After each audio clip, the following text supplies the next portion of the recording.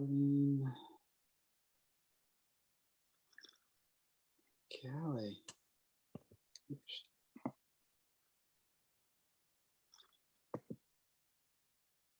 No, didn't want that. Switch to gallery view. Okay, there's someone else.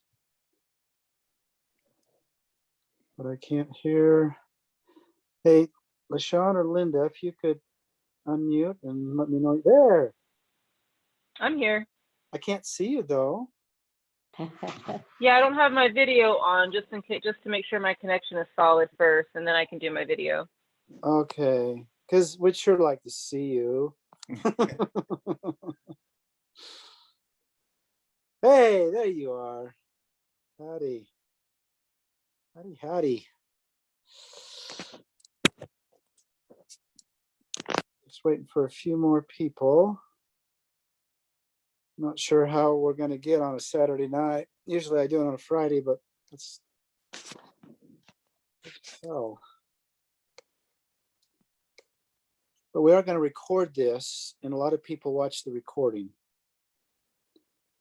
So there's Joe, probably Joe Binion. Hey, Joe. How's the Potter in Spring City?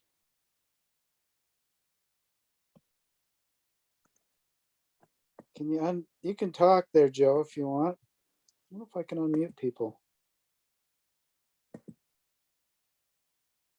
I can't hear you. Can you unmute?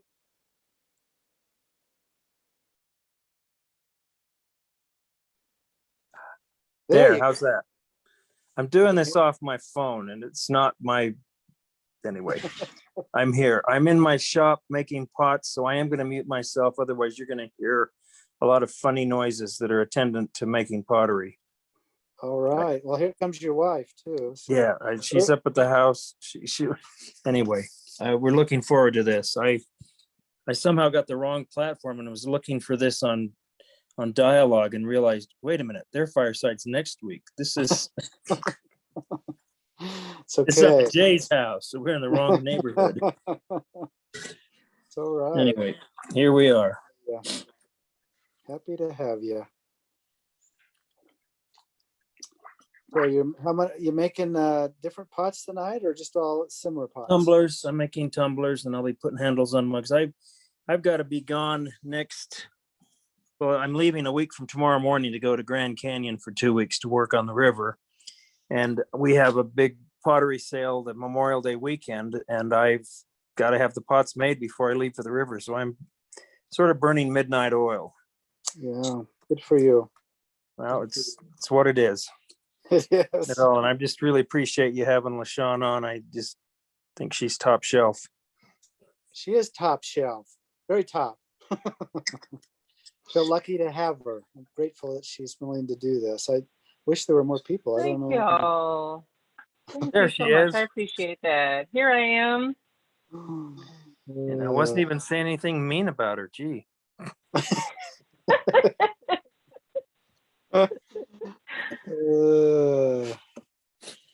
Well, let's go ahead and I'm going to start. Well, I'm going to mute myself, Jay, because otherwise I'm going to just drown her out with all this noise I'm making.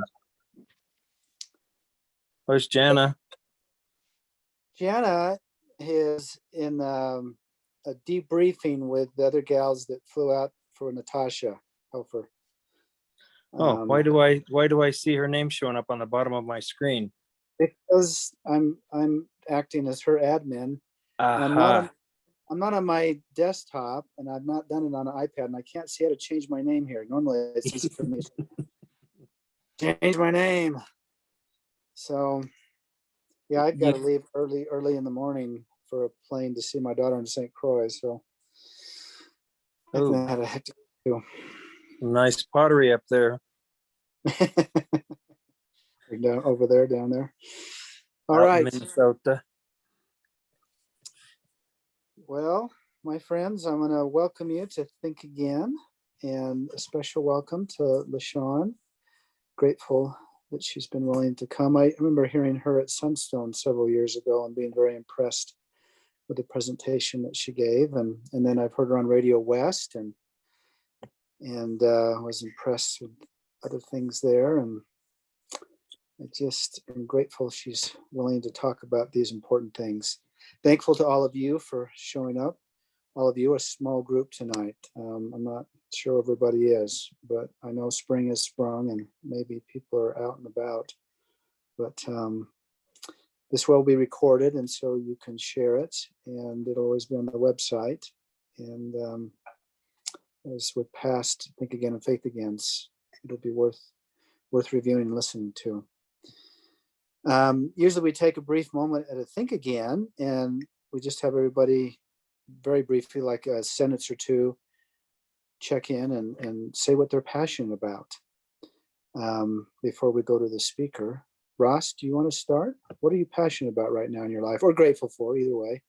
Yeah, I said it before, but I'll say it again. I'm passionate about dispassion, not letting passion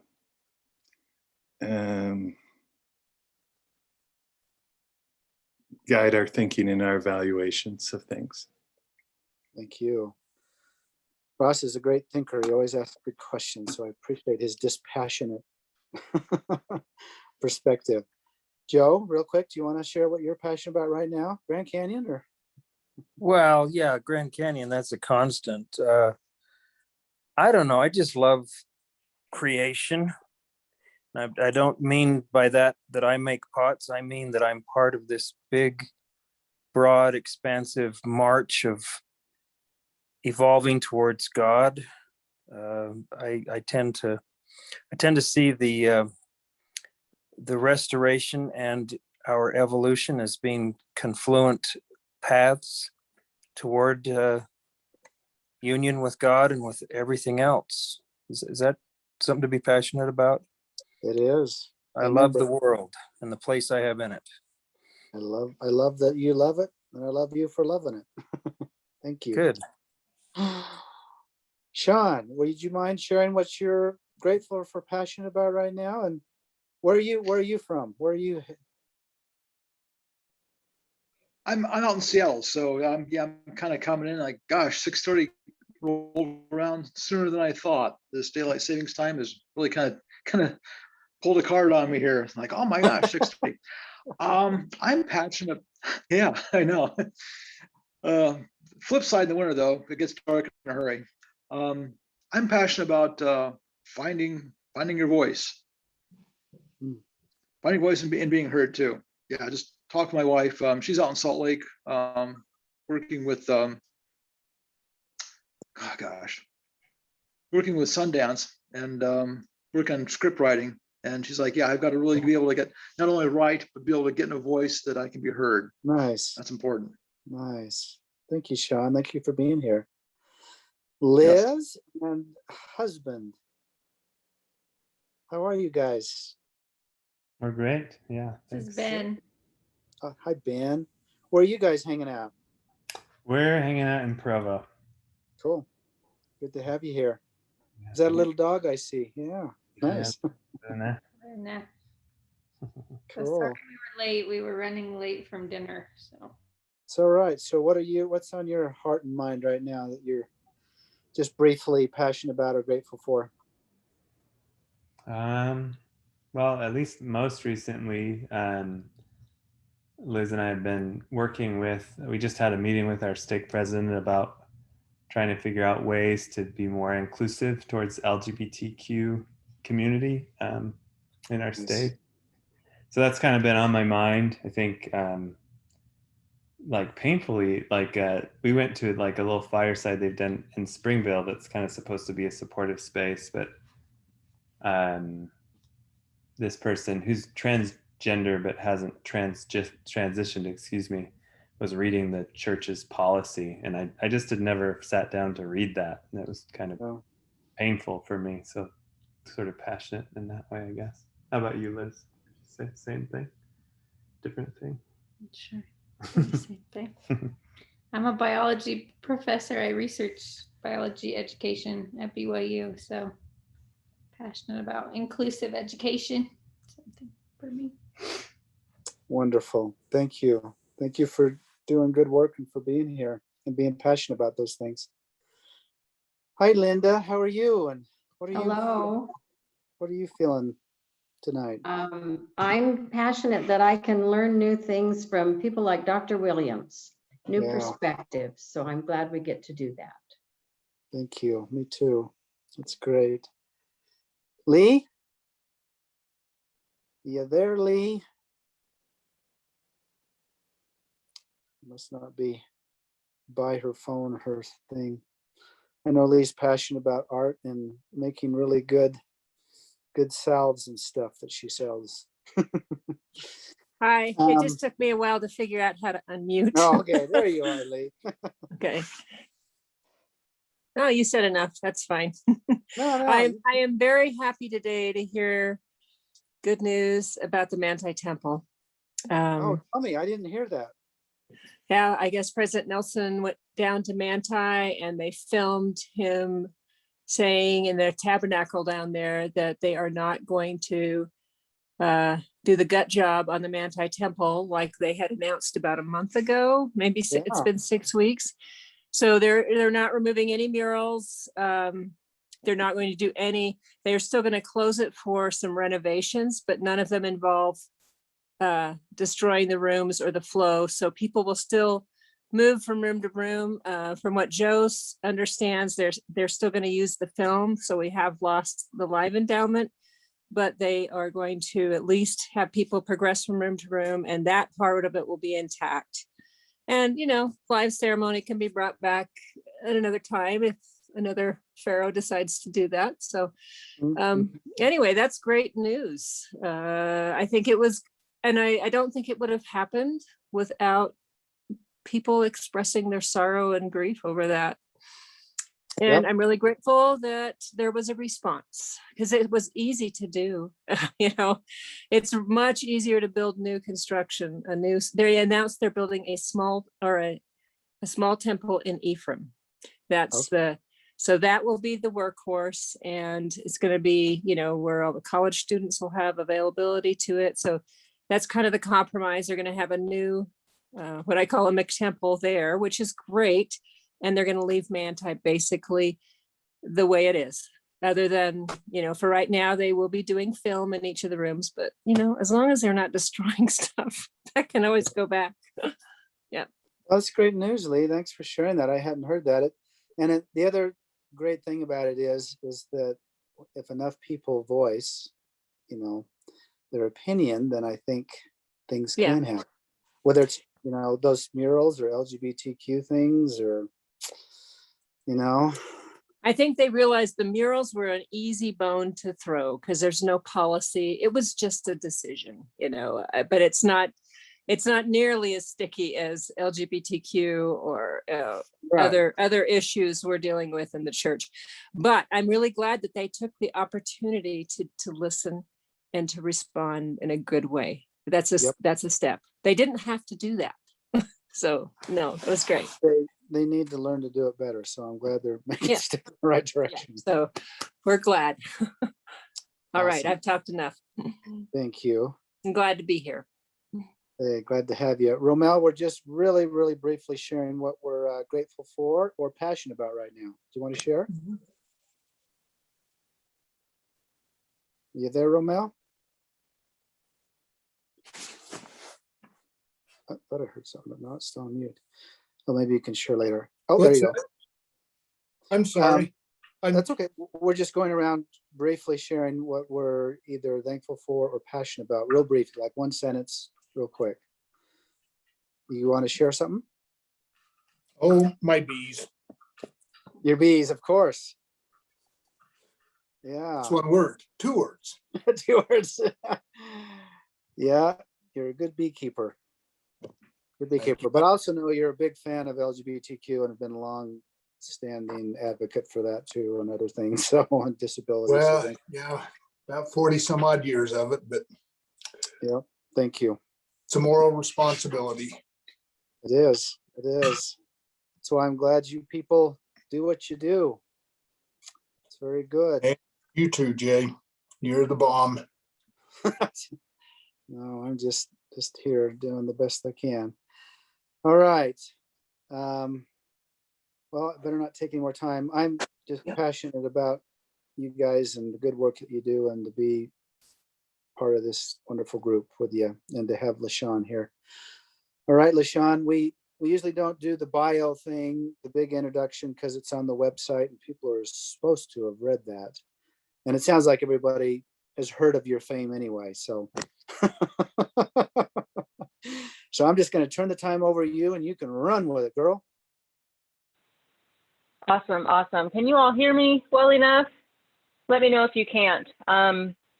When I get really excited, I have a tendency to talk fast, and even when I'm not excited, I talk fast. So if you find that I'm talking faster than your ears can hang out, please let me know. I'll do my best to slow down. Thank you all for being here. Thank you for seeing value in a conversation about unity.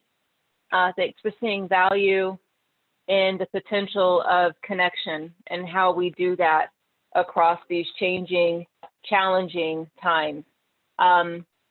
Jay, I forget how you found me, but I'm glad you did. And I'm excited to have a chance to kind of share some of my thoughts and ideas with you. I've been doing diversity work, probably since I was born. I was born premature in the 1970s, 2 pounds, 8 ounces, says my mom, 1 pound, 11 ounces, says my dad. Came here early because I guess I was in a rush to do things. Was saved at the Children's Hospital in St. Louis, Missouri.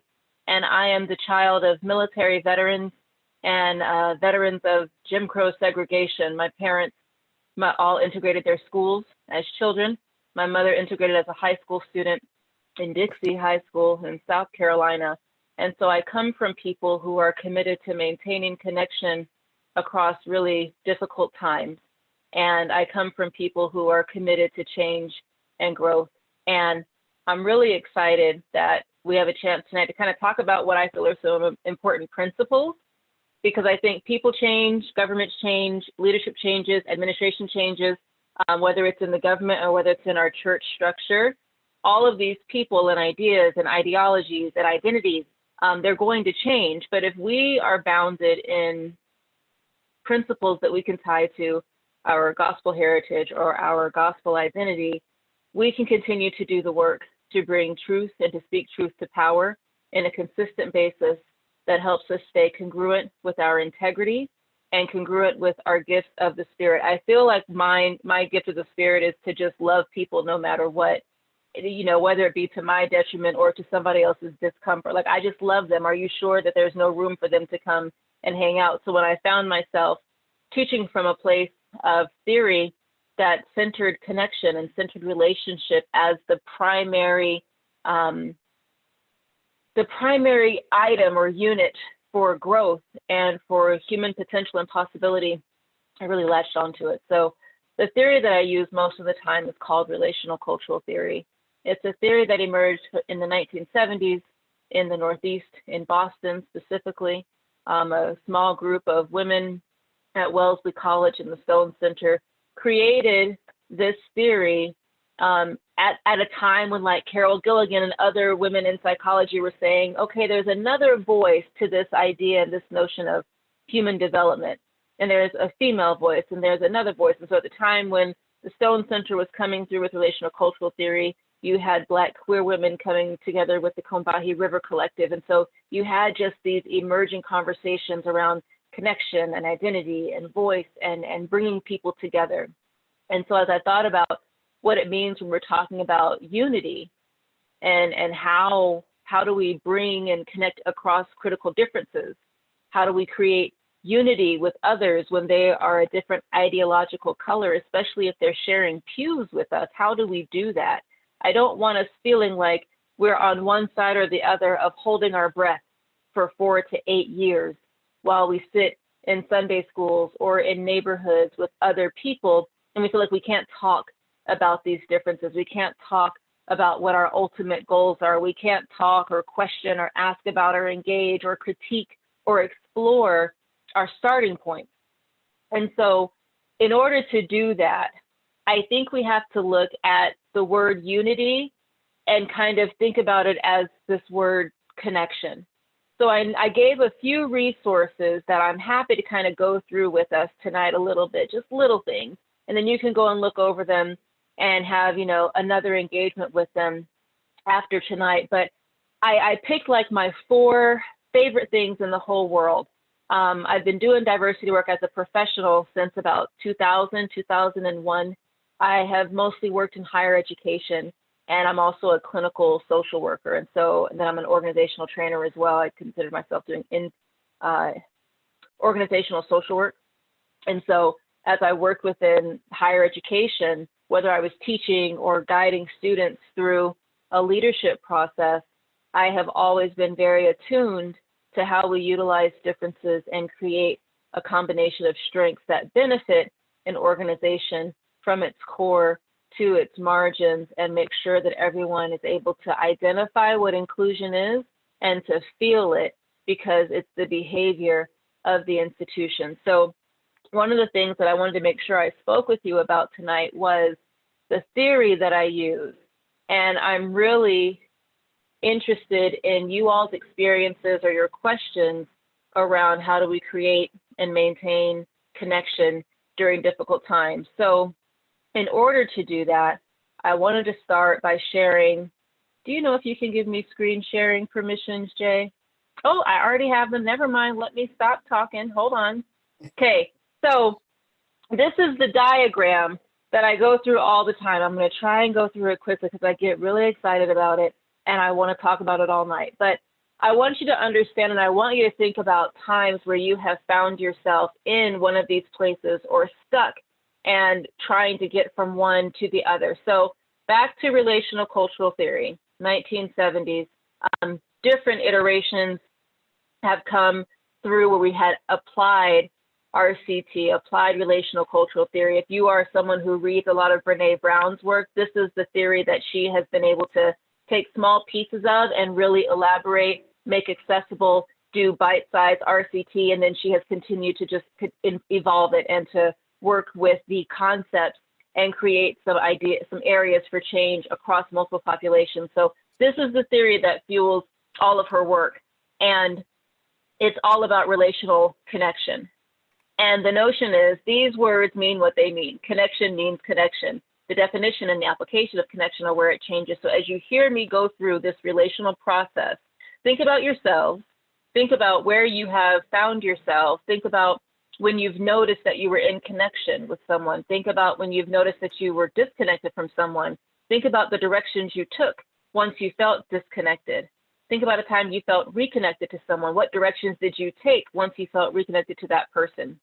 And then how does it inform the understanding you have about the way that we can go forward? So first, connection here at the top, this is our default state of being. We assume positively that every interaction will begin with connection, shared interests, shared values, shared principles, shared location, interaction, whatever. Something brings us together. Once we're together, you have to understand that disconnection is an inevitable process of relationship. And it happens in very small, but also very big ways. We are trained to notice the big disconnects. What we fail to notice at times are the small disconnects only because we don't have language for them. We know them exactly when they happen because we feel them. So when we go from connection to the inevitability, the unavoidability of disconnection, it is characterized by shame or fear. And when we start thinking about politics and we think about the differences that we have in ideologies, how often can you say, there might be some shame and fear, but I don't know if I really experienced this connection. I promise you that you did. So I'm going to move the diagram here, and I want you to understand that there are 5 descriptors of disconnection. Lack of energy. My favorite one, not because I appreciate a lack of energy, but I want you to understand the times where we were in the heights of our political engagements, interactions, ideologies, etc., and you opened your computer and there was either an email from someone, or there was a social media post from someone, or there was a text message or something, and you immediately said, ugh. That's your lack of energy. That immediate response, that, oh man, the eye roll, the feeling of stress, maybe some disgust, maybe some stress, maybe some shame, maybe some fear, right? Oh, I just wanted to let you know, or hey, I saw you post that thing on Facebook. Here's this article, here's this video by this person that's basically going to disrupt and derail your entire argument, whether they actually are using facts and figures that actually make sense or not. Here's the thing that now continues our unhealthy engagement and our unhealthy connection, which once you have that lack of energy, you see that email, you see that social media post, you see that I wanted to share this video with you after that thing you posted on social media, or after that conversation we had, or here's this article that said this thing that actually derails or delegitimizes what you shared with me. That lack of energy, everything kind of pushes down a level, which once you feel like, man, I don't want to do this, there's that sense of helplessness. There's that immobility. If you think about like the fight, flight, or freeze response, your body does that when we experience this connection. You do feel immobilized. You do feel helpless. You do feel paralyzed. You do feel like, oh, what do I do? I don't know what it is that I should do, right? And then I don't know what I should do. Yes. Yeah, sorry. This is like so compelling for me. But I'm taking it to like more of a, instead of a social interaction, engagement with other people who have divergent views, I'm just taking it to my own life and relationships and the hope for ultimately finding a really great partner again. And so is that, I mean, this model fits, you know, seeking for partners and happy lives and marriages and challenges, right? Absolutely. Absolutely. Yes. Yes, indeed. That disconnected feeling, right? I feel like I don't fit. I feel like I can't fit. I feel like I'm not supposed to fit. Here's that invitation to this thing that's, you know, family oriented or family friendly, or the singles mixer, or this person's inviting me to, you know, their dinner and they want me to meet someone. And I'm like, I don't know if this is what I want to do. Right. So there's confusion that comes from that, because you start thinking, what should I do? When should I do it? Is this the right thing that I should do? Why am I doing it? Which then goes into, am I the right person for this? Does this matter? Is this really going to make a difference? I don't really feel like I'm the person who could do it. Maybe I'm not good enough to do it. Maybe somebody else should. And when we start feeling all of those things start piling upon us, we turn away from relationships. We stop having conversations. We stop engaging. We start pulling away because we're trying to find a way to protect ourselves from any further harm, further hurt, further misunderstanding, or further confusion. And if this is, sorry, but that, I mean, go ahead.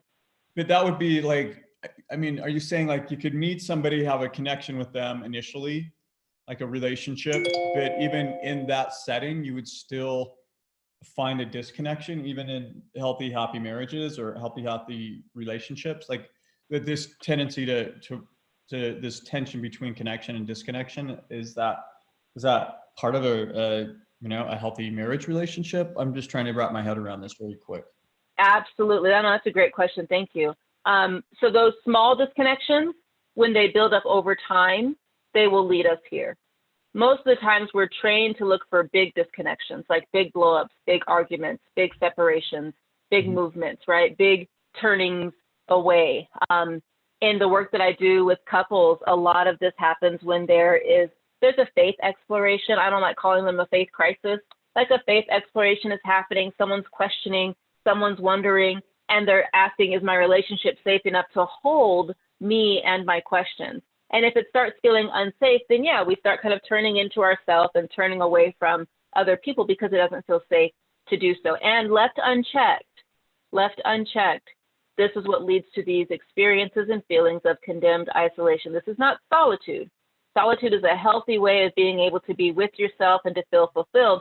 Isolation means you are actively pulling away from other people or prohibited from connecting to other people. And so the signs and symptoms of disconnection in any of these, in small ways, in big ways, in interpersonal relationships, and in community or congregational relationships, disconnection can show up. And it's one of the first signs that, okay, I got to look for other ways to get me back to connection so that I'm feeling like I'm contributing, that I'm valued, that I'm seen, respected, validated, legitimized, etc. So this is the hard part, right?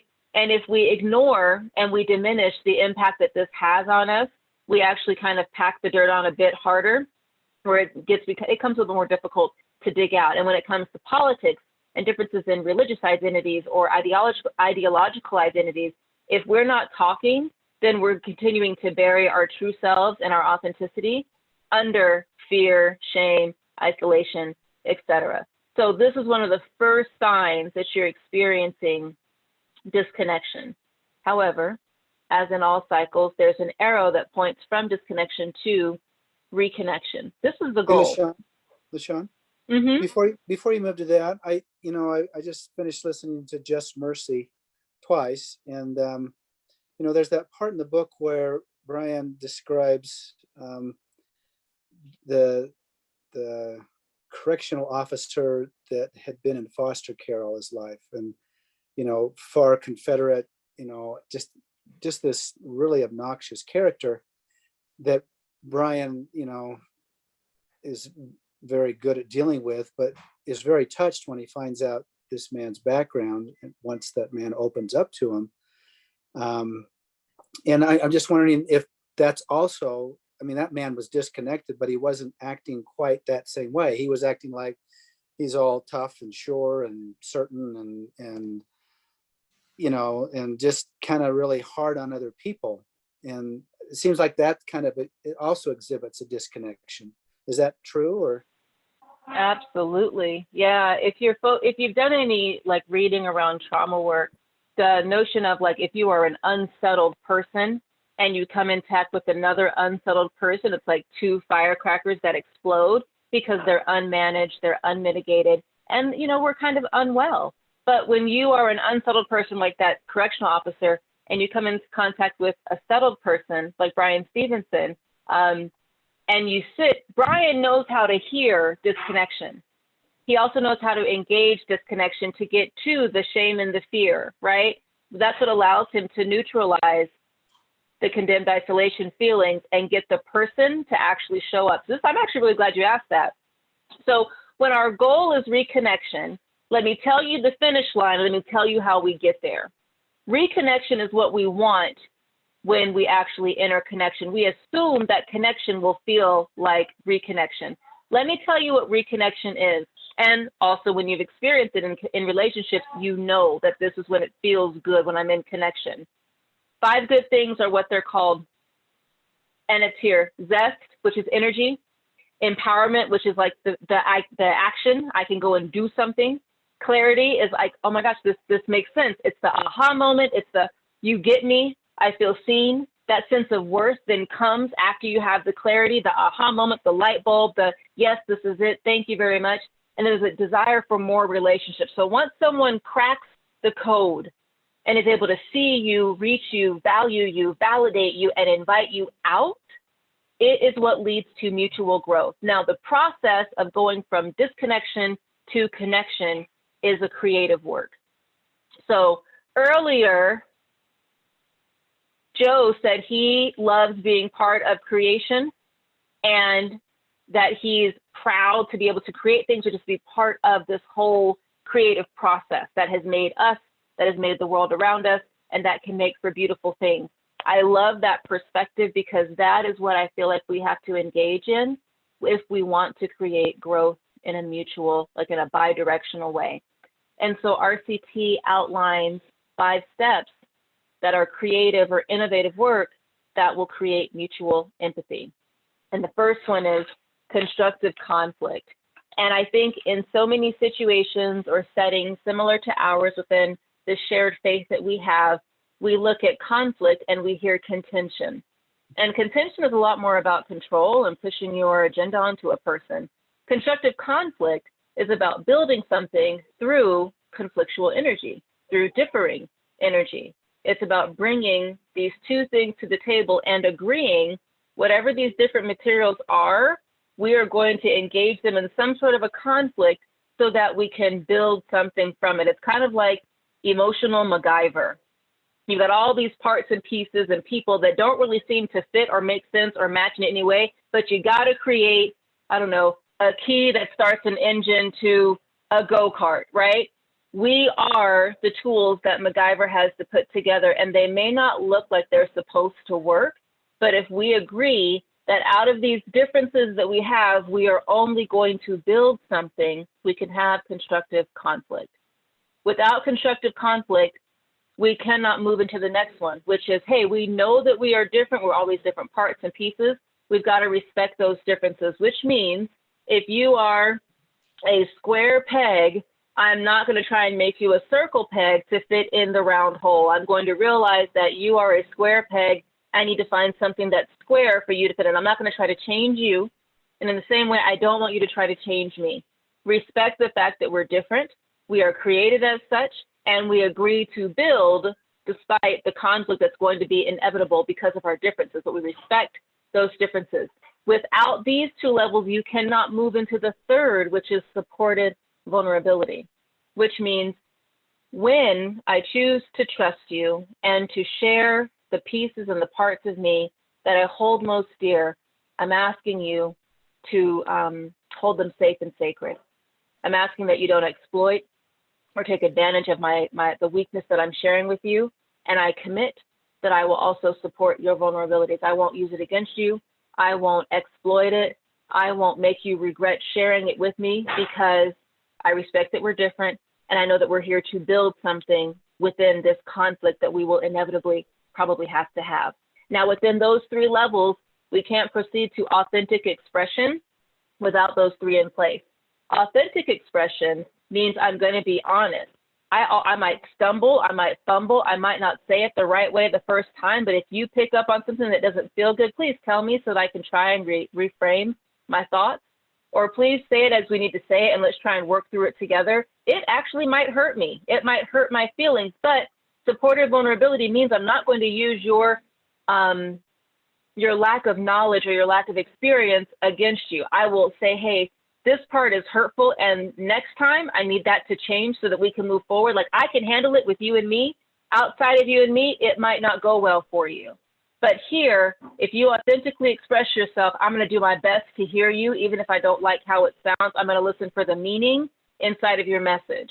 And I want you to do the same for me. That goes back to supportive vulnerability. My expressions need to be authentic as well. And I need you to be able to hear them without taking it personal and without taking offense, because I'm telling you, I'm not intending it. That's me being vulnerable and asking you to support it. And then finally, empathic resonance is seeing someone mirroring how they're feeling and valuing what they're saying. When we're talking about mutual empathy, we're talking specifically about not a relational courtesy. This is a sophisticated skill that asks that you have a motivation to understand another's meaning-making system from their frame of reference, and that you have an ongoing and sustained interest in their inner world. You spend so much time outside of yourself into the world and the mind of another that you are able to actually hear them, value them, and give them space, which gives them an opportunity to change. So similar to what Brian Stevenson shares in his book, Martin Luther King had a similar experience. When he was arrested, one of the 20-something times that he was arrested, he was jailed. And while he and other activists were jailed, the correctional officers were talking to them and saying, hey, you know, if you boys would just calm down and not protest and just let things go as they are, you know, it doesn't have to be like this. And Martin Luther King says, you know, as I am trending, you know, or my potential is to preach while I'm in prison because, you know, I don't want to miss an opportunity. So, but I started listening to those correctional officers and I heard them talk about how much they weren't being paid, how difficult it was for them to put food on the table, how hard it was for them to go home and to see that their kids were hungry, they needed clothes or they needed things for school and they couldn't afford it. And Dr. King says, after listening to them speak about these difficulties that they had, he said, you know, you all should be out there marching with us. Remember, the March on Washington was a march for jobs and freedom. He said, you should be out there marching with us, but the only reason why you're not is because you're out there and I'm in here, and you're taught that because you're white, you deserve to be out there and I deserve to be in here. But we are going through the same thing. And I think it'd be beneficial to you. Of course, it's beneficial to me, but you need to realize that you have an investment in this. He invited people into this work to try and change everyone's circumstances and situations. And when you have those moments, or when you see those connections happen, that is when we start feeling the good things that come from connection, which leads us into relational confidence and relational transformation. So that's my favorite spiel to give before I kind of jump into how it applies to some of the work that I gave as, exploration topics. But are there questions I can ask, or is there a discussion point you'd like to engage before I move on to the other items that I shared with you all prior to us meeting tonight?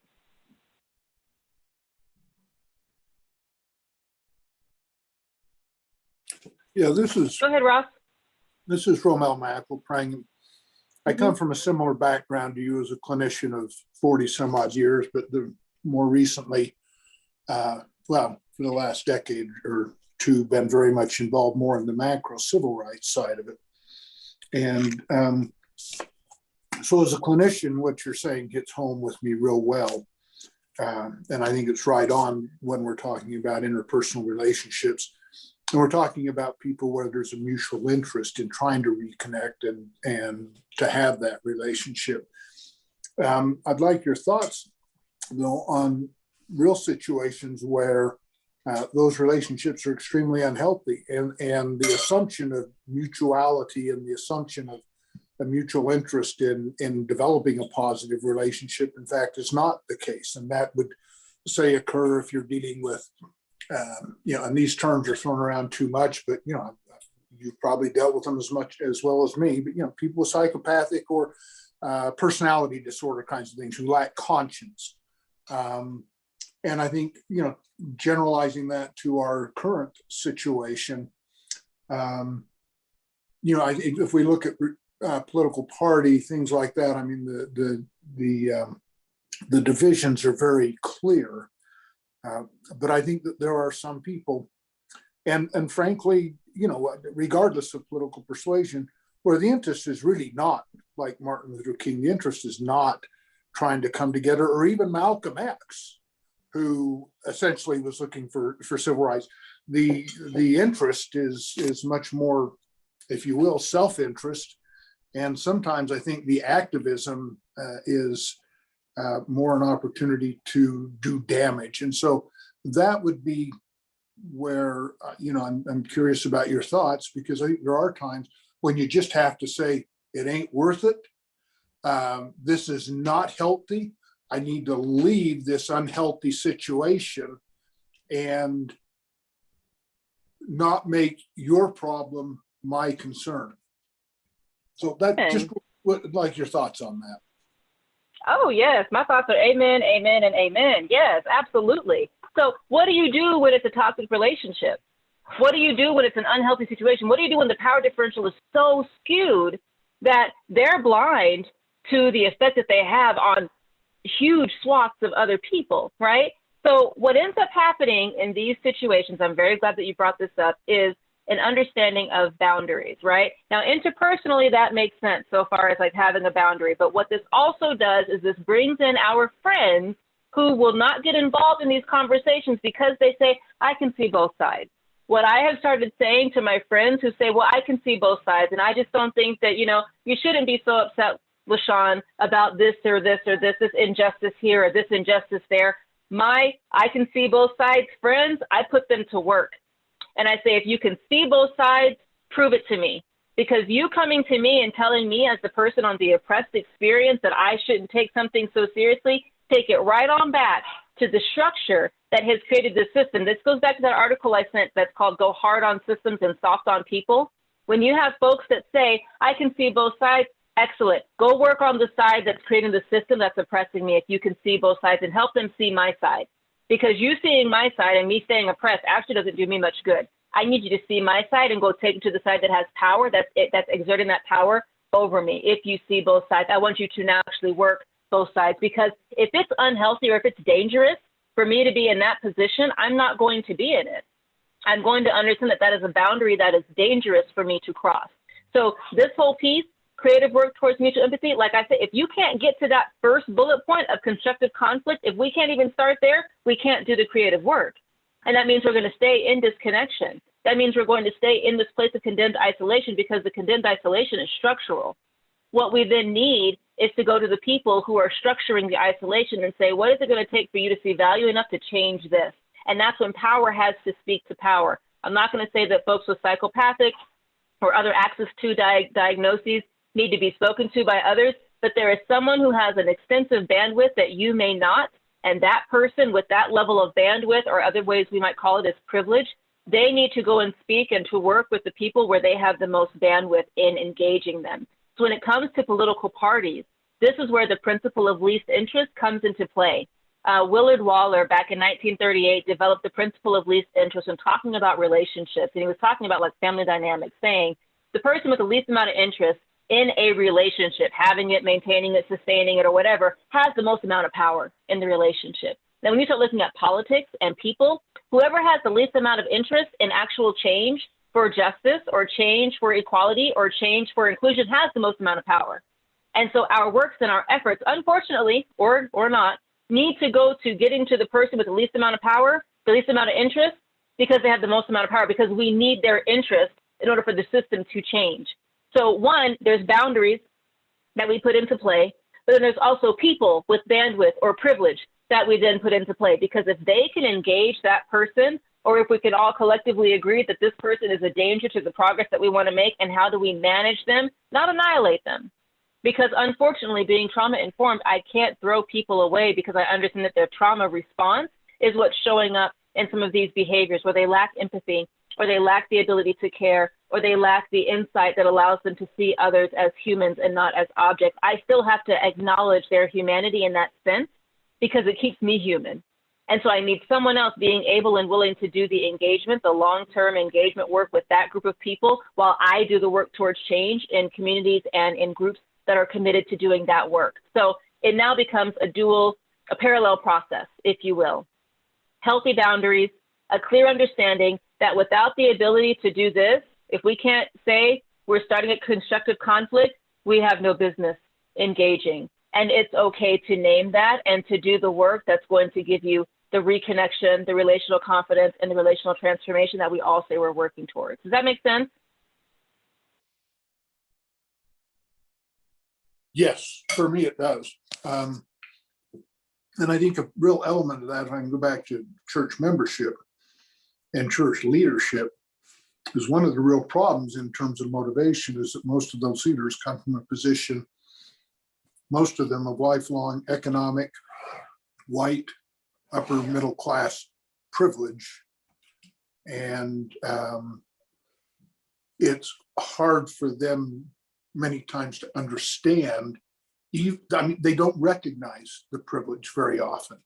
So when we hear things like in a conference of, how can we have kids who say they don't want to play with other kids that are not Mormon, when we don't take that institutional responsibility for, well, we've trained our kids that you are the most choice, the most wonderful people that ever have walked the face of the earth, by virtue of your membership in the church and being born at this time. And frankly, a lot of that, I don't think the racial part of it has left us either. But so that whole ethnocentric thing, and then we say to them, and we want to be in the world and not of the world. But then when the kid says, I don't want to play with Johnny or Mary, and we say, oh, that's not right. And we don't recognize that our culture has facilitated and perpetuated that kind of thing.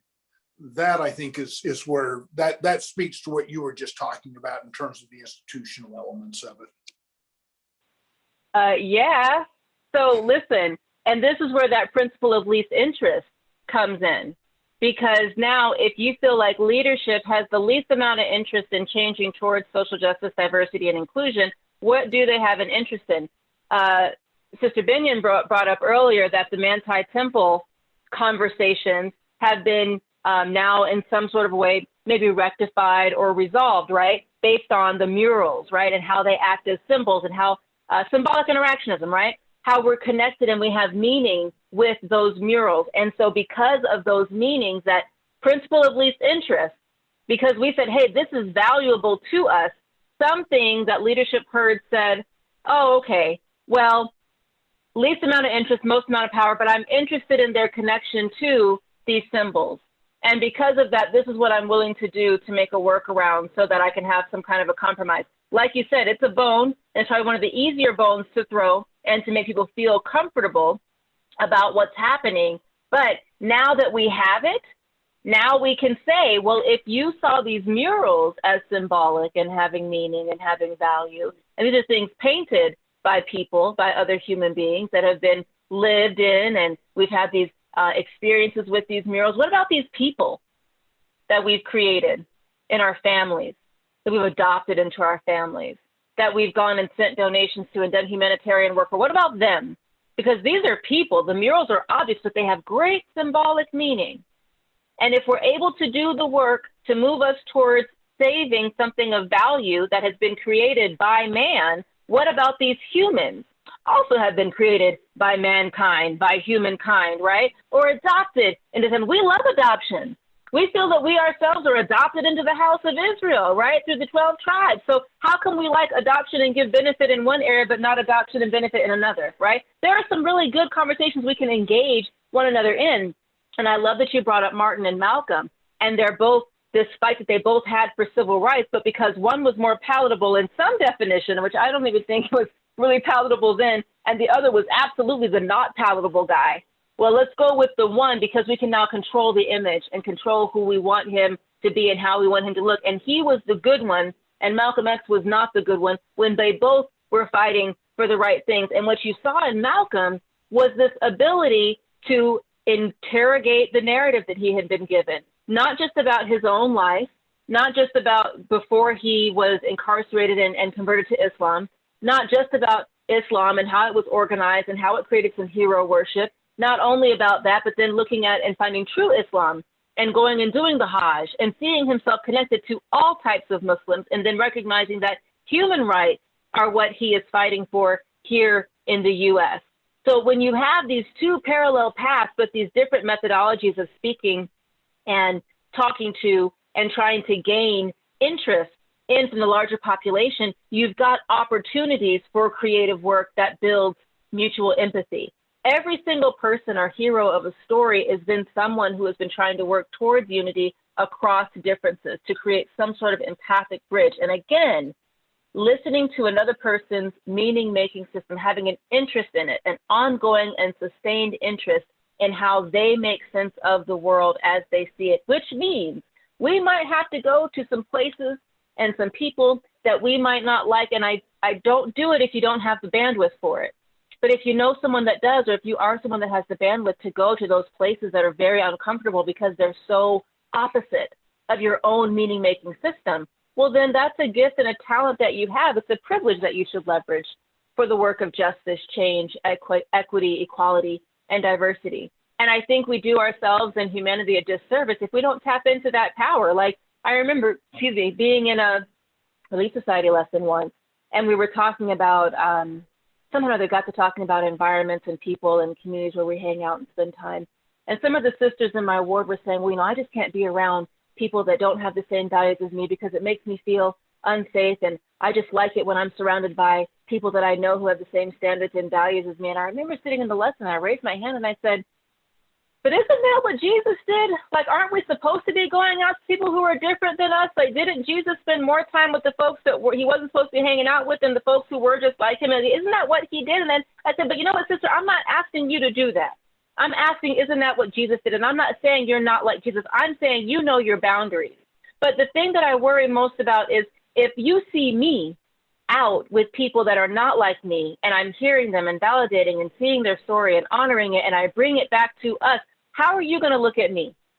Are you going to understand that I'm trying to go out and do what I think I saw Jesus do and what I believe that we tell the stories of Jesus doing this work of connection and of unity across difference? Are you going to still see me as Sister Williams, who is trying to do this work? Are you going to still welcome me back in if I bring somebody in with me who I see value in that may not have our same tenets? Are you okay with me if I go out and do that work? I'm not asking you to do it because that might not be your ministry, might not be your calling, might not be the bandwidth that you have. But if I go out and do it, and I'm not a missionary who's going out to save the world, I'm trying to save this person and see value in them. Are you okay with that?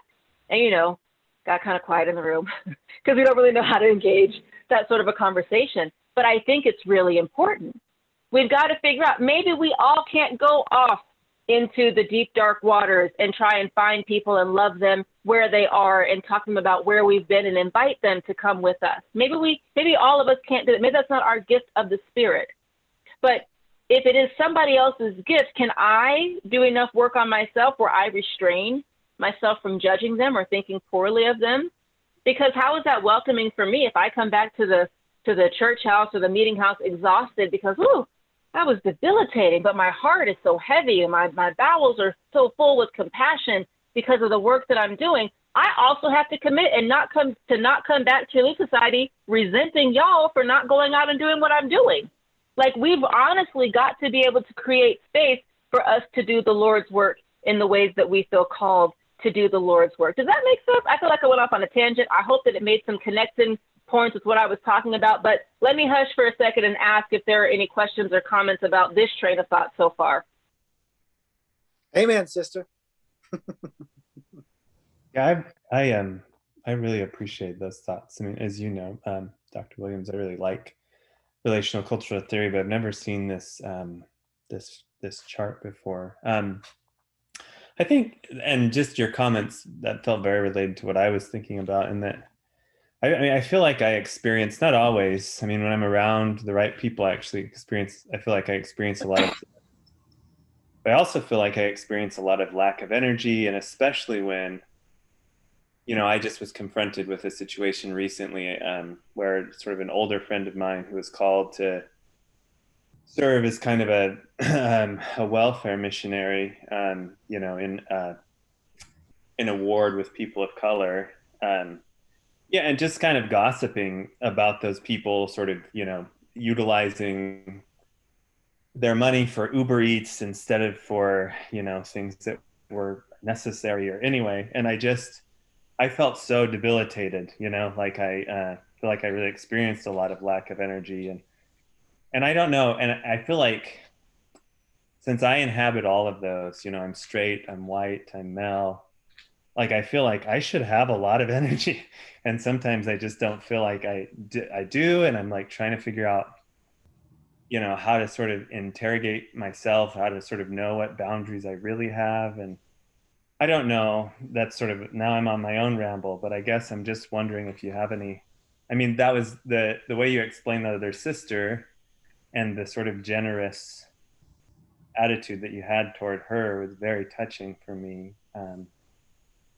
But I guess I'd like to know how to understand my own boundaries without sort of giving myself excuses, you know. I guess I don't want to do that. I don't want to be a white person who just says, well, you know, this is too hard for me. Like I do want to push myself, but I don't want to like push myself into the ground, I guess. Yeah, I will speak to that.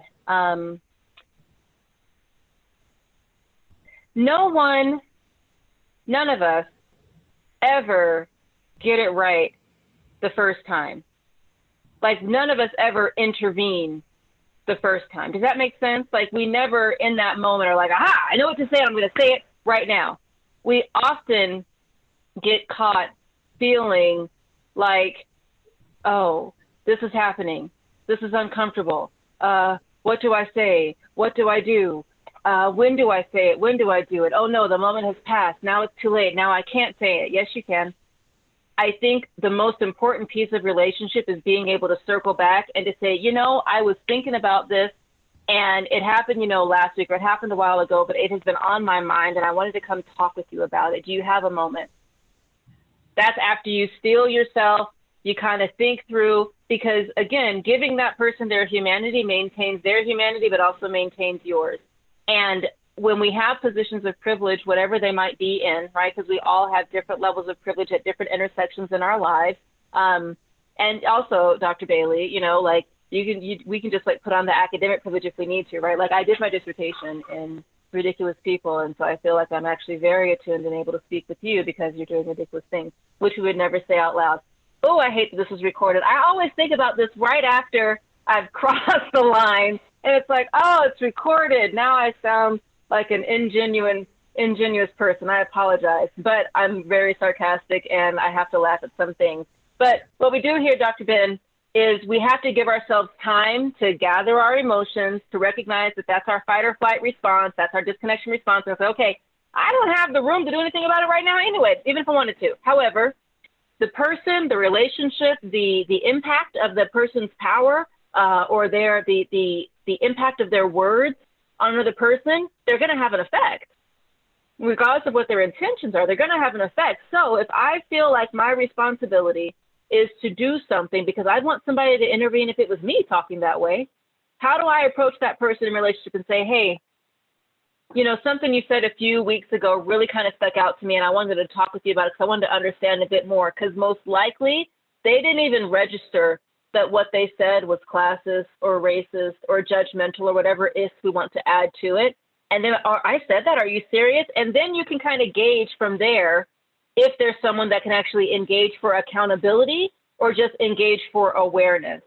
Because accountability is not going to always be the first thing. Can I raise their awareness to how this might have been perceived? Because you can tell right when you make that first contact if there is this, ooh, they feel guilty, which means the guilt will motivate change, or ooh, they feel entitled and untouchable, which means I just need to try and raise their awareness and say, hey, you might want to pay attention to these kinds of comments in the future, because the way that they can be interpreted says something about you as a person, versus I feel guilty about what I said. How do I repair the harm that I potentially did?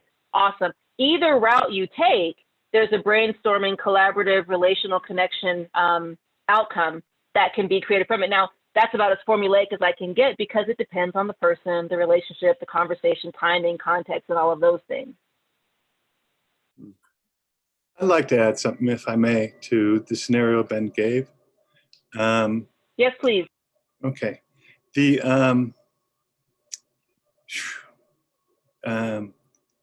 criticism that they're not using their resources in an economically rational way may miss something about human psychology. And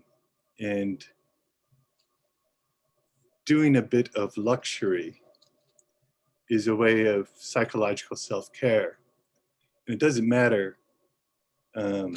It's not a race thing or even necessarily class thing.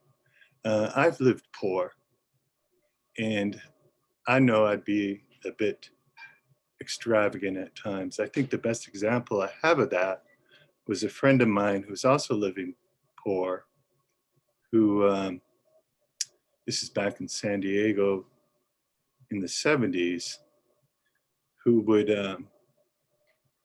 eat popcorn for dinner one week and steak the next. You know, that's how he balanced it. You know, he gave himself that steak for 1 week, and but that just meant he had to eat popcorn the next. So that whoever was making that judgment might not realize, just if he or she was in a similar situation, how they might react. It may not be all that rational in their use of their funds from an almost impersonal sense of what rationality is. I think that's it, if I said that well enough. No, you did. I'm definitely following you. I think a lot of it too is about psychological safety.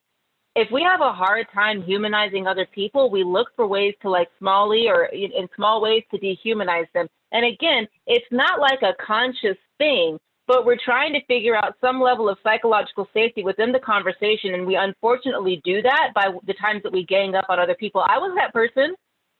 When I was in grad school, finishing my master's in social work, I was working in a community food bank and clothing sharing agency. And I remember having a supervision conference with my supervising social worker, and I was sharing my frustration that I had seen one of our clients come in and they had just gotten their nails done, and they had a really nice purse. I was talking about one of the clients that I went in, whose house I went into, because I was making $17,000 a year after graduating from a Division I, wannabe Ivy League institution. I don't know if we're Ivy League or not. I went to Duke in North Carolina. We are known for some things, right? And so I had this really cool fancy calligraphy on this piece of paper that said I should be making a lot more than just above poverty line in 2001. And I remember talking to the supervisor about it. And she said to me, what is a poor person supposed to look like to you? And I tell you, it stopped me in my tracks. And she said, you know, everyone is socialized to give a certain appearance, whatever our economic status might be. We're all socialized to look and to fit the part.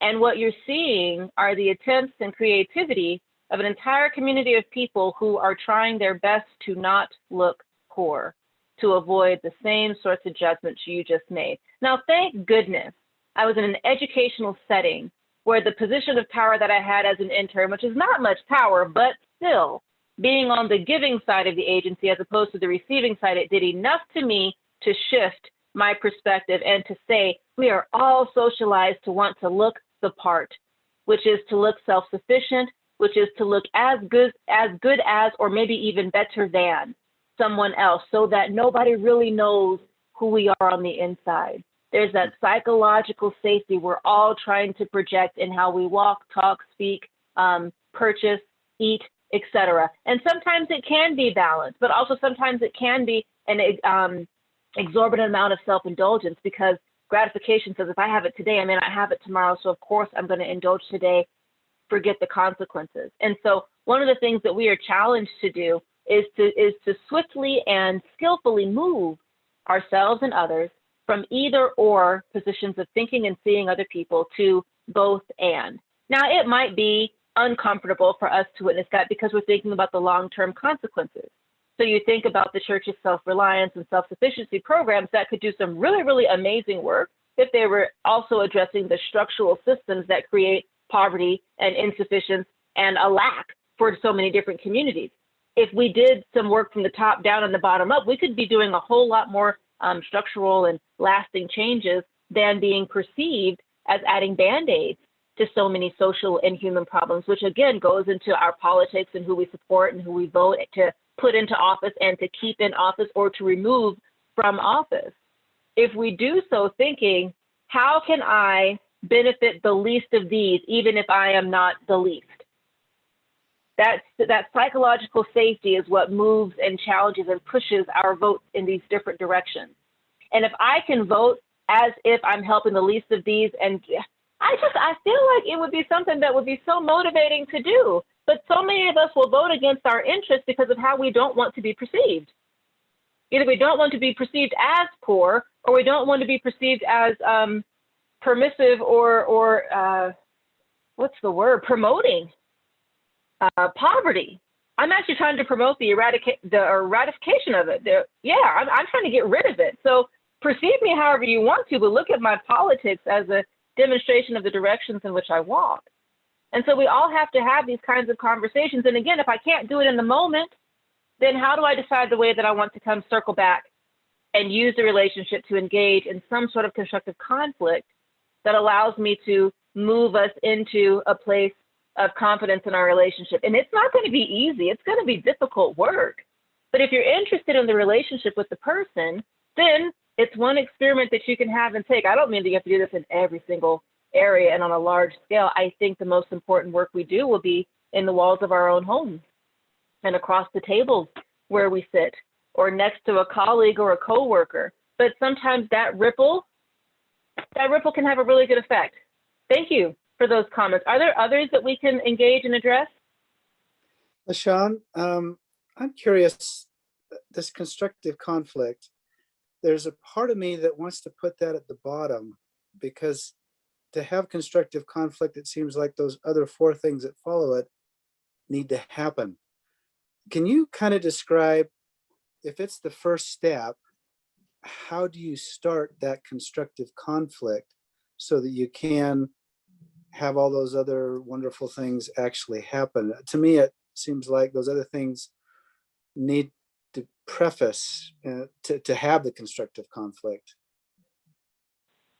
Yeah, that's one of the things I love about RCT. Is it's like, no, we're going to start the fight first, and then we're going to hold ourselves accountable for every level underneath that. Because if you take out constructive conflict, you can do everything else and never actually change anything. I can respect difference, support your vulnerability, let you express authentically. I can resonate with you, but then I don't really have to do anything with it. If we start with the fight first and we say, okay, this is going to be a conflict, let me just go ahead and get that out of the way right now. But I promise you, I want to have this conversation and I want us to build something from it. And these are my commitments to you while we engage this process. That's how I've had to see it. Because otherwise, I can do those other four and actually not ever engage in conflict. Because I've ignored them and I'm like, oh yeah, conflict, contention, of the devil, I'm not doing it, but I like you, I respect you, I'm gonna support your vulnerability and all of those things, and I just don't have to change anything because, you know, contention. So yeah, I always say we have to agree that this is gonna be conflict, and conflict isn't a bad thing, it just means these are parts that don't normally, or like they're not built to fit together. So because we're gonna have this conflict, let's do so with construction, with building, as our agreement. And while we're in this conflict, I agreed to respect difference. Okay, you're being vulnerable. I'm gonna let you be vulnerable. I'm gonna be vulnerable. It's not an easy process, but it's as formulaic as I can be to say, I really think this is the work we have to do for change. So yes, you can do all of those without starting at constructive conflict. I just don't know if you'll end at constructive conflict. I like that. So what I hear you saying is to engage with someone that there's a conflict with, you both make these agreements. You say, we're going to do these four things so that we can get somewhere. Okay. Yep. So we can build. Like I'm going to come. I know we've got some differences, but I hope that because we've got some differences, I really want to understand. I really want to build something because I know that we value the same thing. I know that we value safety, health, love, whatever it might be. I know we value that. So what do we need to discuss so that we can use this conflict to build ourselves towards that thing that we both say we agree with on principle? Yeah, I like that. Anybody else have some questions or comments? Yeah, I'll just make one more one of the important things you've got to do is look at what the end goal of that, what you're trying to do is. So if I've got constructive conflict going on with my wife, my end goal is I want us to be happy, I want us to stay in love, and I want us to like each other. And sometimes at the end we say, well, we may differ, but I like you more than I like the point I'm trying to make or the thing I'm trying to make. And so we do that. And I think that so the goal for someone we love deeply, it's very different than, say, in a business relationship or another relationship where the end goal is not really, I want to love you or whatever else. The end goal is we've got something to do. I value our friendship. I value whatever's happening, but here's the end goal. And how can we reach this through compromise or through whatever else? But it's a very different situation when there's a mutual thing. And then, of course, the other thing is when you're in a power differential. And you've talked, I think, very well about when there's power differential. There's a power differential. The person who has the least interest holds the power. Well, in my advocacy civil rights work, what I've always said is, okay, I've got to make it be in their self-interest to do what I want to do. So they may care less about dealing with they may not have a doggone thing about racism or about having disability rights, but if I can make them care that if they don't do this, they're going to have some problems, then that's how I reach my goal. So I think you've got love relationships, you've got goal setting relationships, and then you've got unequal relationships. And the way, those goals are the same, or the things you're articulating are all the same, but the approach and the end outcome are going to be very different. And I think so it's important to know that going in. And sometimes it's with a call. I mean, sometimes, I've done this. I go in and say, I don't like you, and I know you don't like me, but how can we come out of here with mutual respect and have a positive goal at the end? I don't know if that makes sense, but it does. Absolutely, it does. Absolutely, it does. And I feel like the other part of that too is even if we can't agree can we agree to not do harm to each other because of our disagreements?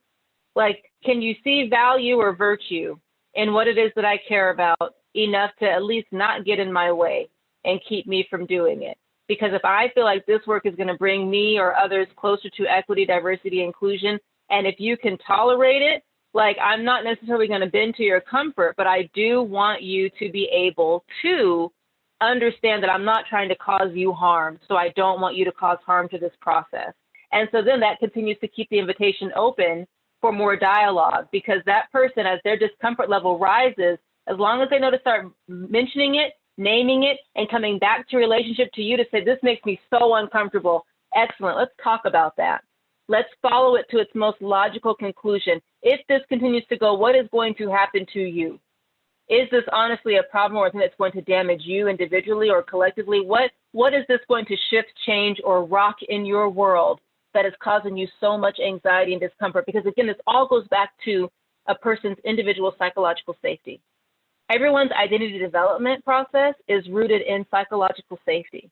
And the reason why we don't make changes to our ideologies that we pick up as identities is because we can't maintain the psychological safety needed to be comfortably in a new stage or in a new process. And so what we're watching happen with people is the fact that they feel psychologically unsafe. And so our work in this creative work towards mutual empathy is to create some semblance of psychological safety or to neutralize the anxiety that's showing up in their world. And I know that might sound like, that sounds like therapist work. It's survival work. What people are trying to do is survive what they've always known to be comfortable and true and real. And with you introducing change, you are challenging their safety. And so because if you can see it, where that privilege or that bandwidth starts coming into play, there, my friend, is your responsibility to sit with them and to say, listen, deep breath, it's going to be okay. No one's going to die. We're actually all going to thrive. And if you trust me, I promise you, I will walk with you. I will talk with you. I will put my arm around you, and we will get to the end together. And guess what? Jesus will be there. He's going to say the whole good job thing. He's going to say it to you and me when we get there, because we got there together. Like, that is the work that I see.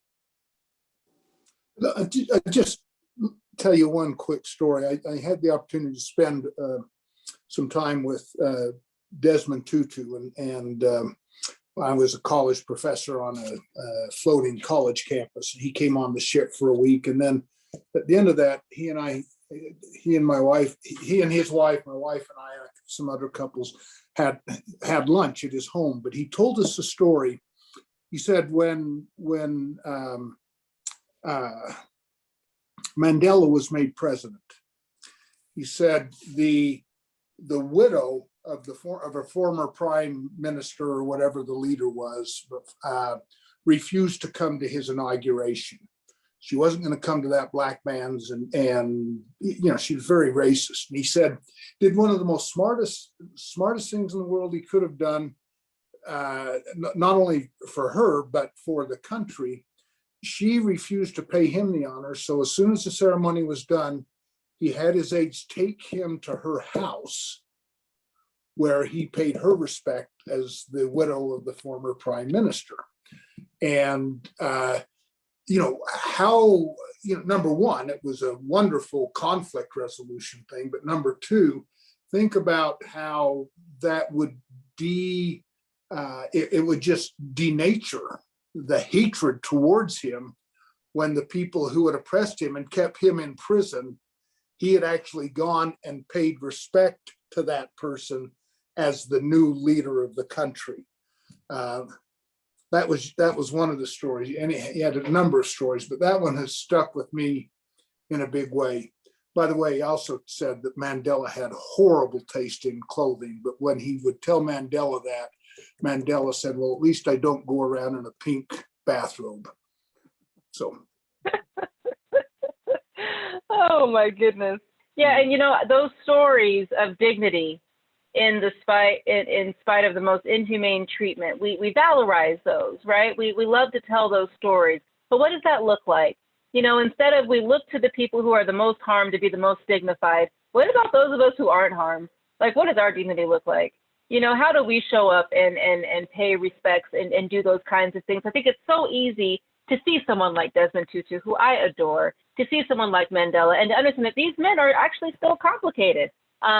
that they have, you know, some challenges and whatnot. But we are able to cherry pick the things that we like to see. But unfortunately, at times, what I will see some of us do is like, well, look at how this person, they did this really dignified, superhuman thing. And instead of like only focusing on that, which I'm not saying you're doing, Brother Romel, at all, but instead of focusing on that as this thing that we should then exemplify and embody in ourselves, we use it to absolve ourselves from actually doing the work. So because that person went and because they experienced such undignified and inhumane treatment, but they did this superhuman, dignified, wonderful thing, instead of us looking at that and saying, how can I be like that and go pay respects when that power differential is so stark? How do I maintain my humanity? By reminding myself that I give that person their humanity, whether they see me as equal or not. I do it because it's who I am. Whether it changes or impacts them or not, that's because that's who I am. I can't sleep with me at night if I deny or betray my own integrity. That's what we're seeing, right? And so the question then becomes, how do I make that application to myself? How do I ensure that I don't betray my integrity with my actions? How do I make sure that I sleep well with me at night because I chose to stand up or to speak up for this entity, community, person, action, whatever it might be? And if I'm scared to do it, am I okay if others move that work forward without resenting them as they're doing the work? Like, that's what this boils down to in many ways when it comes to our politics. We've got to figure out what's the principle that we're really trying to push forward. And if we get it wrong and we make it so that everybody is equal, but we get it wrong because that's not the thing that it was supposed to be, I'd rather maybe deal with that than know that I did the wrong thing the whole time. And I'm going to get I'm going to get God's unconditional love regardless. But to know if I had the opportunity and I didn't take it because I was scared to love someone and to make them included in God's fold, and I could have, and it would have been really uncomfortable, but I would have done it because I thought, you know, if I get it wrong for loving people because they're people, I'd rather be wrong for loving than wrong for excluding. Like, that's the conversation I have to be able to sleep with myself at night, which is why I feel like as long as my friends don't resent me for doing the work that I feel like I'm called to do, I promise not to resent them for not doing it. I don't know that I can pull everybody to do this work with me, but I have to work to not resent people who don't do this work. And I hope that they will work to not resent me for trying to do it. And that's kind of where I lay my head at night. I know we've only got a few minutes left, so I want to leave it open for any other Q&A or comments that might come from our attendees tonight. I'd just like to ask Jay, can we put this chart on the website so that we can refer to it? Yeah, I mean, it's in this recording, but maybe LaShawn can send me a PDF and I'll post it on the website. That's a good idea. I'd like that. Definitely, yes. I'd like that. Any other comments or thoughts? If no one else has anything, I do have a question, LaShawn. On the disconnection, you use an example of disagreement. Okay. And are you saying the shame and fear? Well, two questions. One, is that an exhaustive list? And the other, are you saying the shame and fear creates a sense of disconnection? Or are you saying that shame and fear are a result of feeling disconnected? Okay, so is it an exhaustive list? No, but I feel like it's kind of maybe a really comprehensive list. So the disconnection is marked by a feeling of shame or fear. So shame and fear identifies disconnection. Yes, yes, okay. Yes. Shame and fear identify disconnection, which you will feel as lack of energy, helplessness, confusion, diminished self-worth. And the result is I turn away from relationships. I start self-isolating because I want to maintain psychological safety. And if left unaddressed, condemned isolation. And isolation is the glue that holds oppression together. That is one of the RCT tenets that we say. And the longer an isolated a person, group, or community feels, the more oppressed they're able to be by the structure. because isolation is the glue that holds oppression together. And if we all start feeling isolated, siloed, and separated from one another, then it's so much easier for an oppressive system to continue to exist and to exert damage and harm. Okay, thank you. Joe, were you gonna say something, or did you have a question? I saw you leaning towards your phone. There, can you hear me? Uh-huh. I didn't have anything profound to say other than that I've got my work cut out for me. Thank you, LaShawn. I've been reflecting on a relationship that I've been in for a long time with a person that I care a great deal about. And during this last year of isolation and pandemic and horrible politics, we've had a falling out. And it breaks my heart. And I think I've picked up some tools that might help me quite a bit. So I thank you. I love that, Joe. Thank you so much.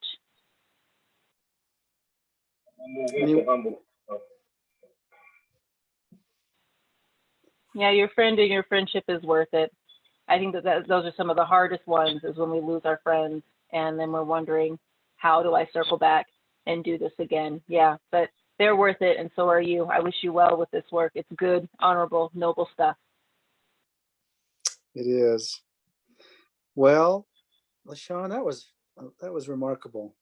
You have, man, I mean, you can just, reminds me of oh, now I can't think of his name, the comedian that could just, Robin Williams. I mean, he could just go and go and go and go with all this cool stuff, and you did it. You just did it tonight. Thank you.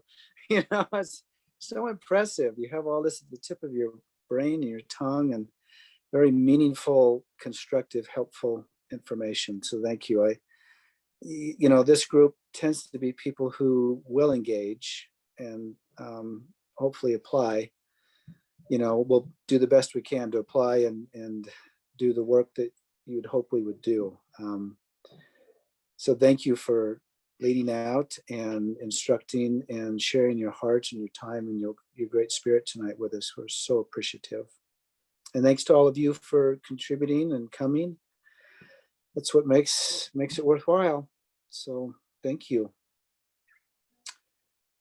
Wish you all the best. Thanks, y'all. Take care. Have a great weekend. You too. Thank you much. Thank you. Thank you. Thank you.